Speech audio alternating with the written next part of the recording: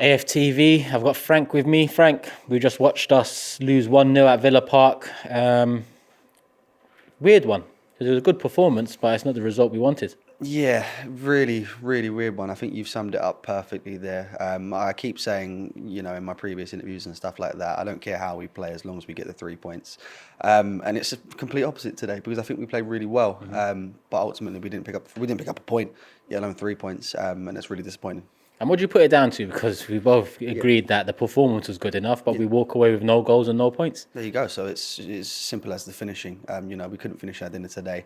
I think me and you are both in agreement that was probably one of the worst attacking performances. Obviously, I think the defence, goalkeeper and midfield were fantastic today.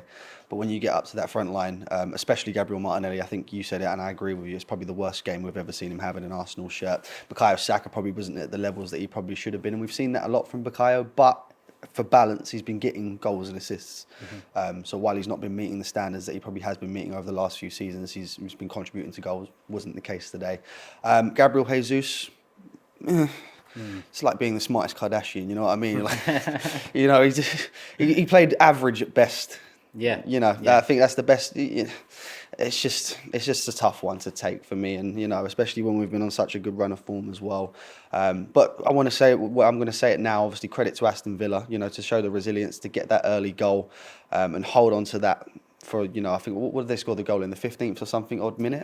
Probably earlier than that, and to hold on to that performance, hold on to that result. Sorry, especially after a game, beating City a couple of days ago as well. You've got to give them nothing but credit for that. 100%, and those two Odegaard chances. I mean, there's a lot of debate about whether the first one was an easy one, whether the second.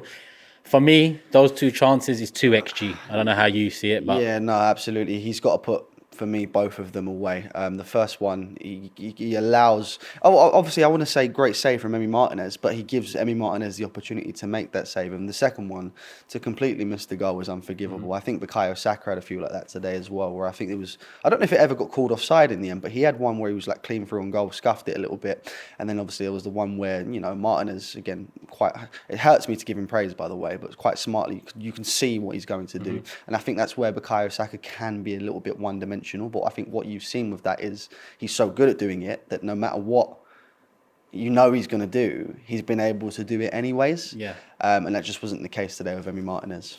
And two players that have been under the telescope this season, Raya being one of them and Havertz being the other. For me, that was the top two players for us today. Absolutely, and I think that's the two positives that I can take from today's game. I've been very critical of Raya, quite understandably so in the last few games as well, but I'm quick to hand out criticism when criticism is rightfully deserved. So I'll be the first to credit him on today's performance. I think the game only stays potentially 1-0 because of him.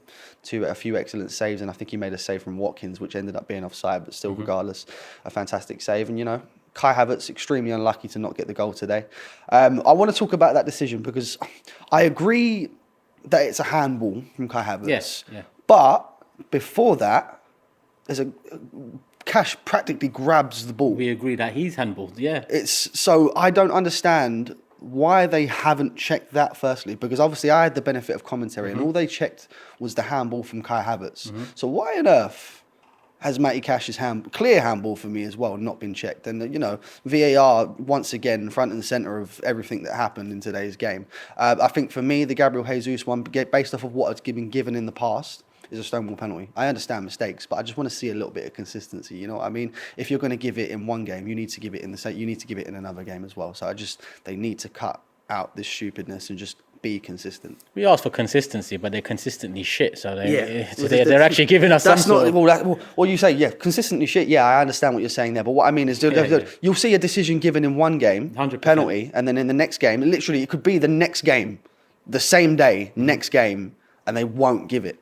So you need to, if you're going to make a decision, you need to make sure that decision is consistent across the whole pyramid. If you understand what I'm saying, in all competitions, it's not good enough for me. I've given up trying to work it all out because rules now change in seasons, and I just think that's so weird. Because if one club has been bumped because a certain rule says this, and then you change it after that, surely that's not fair for the clubs that have had moments that, under that rule, has cost them. But now it's changed for the next 30 games of the season, that 8 games that it was wrong for. no one ever looks back at it. So I've given up on trying to work it all out. Yeah, so have I, and it goes back to the English referees and officials wanting to be the front and centre of they want the attention.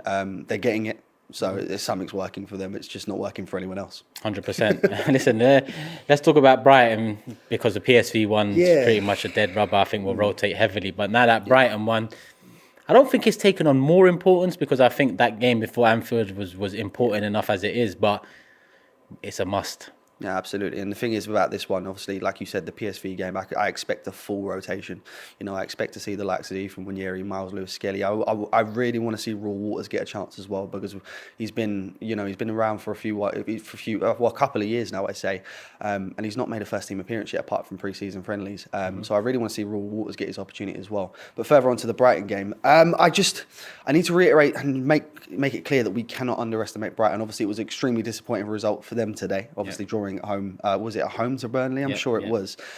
So they're going to be wanting to, make up for that. They're going to be wanting to bounce back. So I just hope we're not in a situation where we're underestimating Brighton. Otherwise, that's going to cost us severely.